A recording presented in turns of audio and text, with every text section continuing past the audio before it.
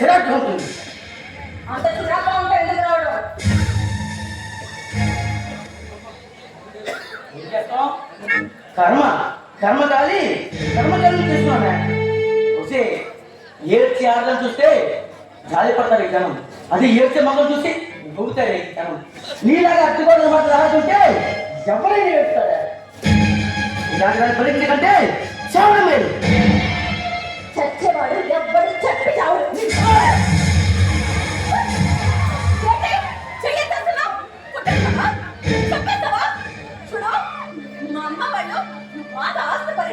సంపాదిస్తున్నావు, నన్ను చూసుకుంటావు, నాకేమన్నా కావాలంటే తెచ్చి పెడతావు, నీకు ఇచ్చి పెళ్లి చేశాను. కానీ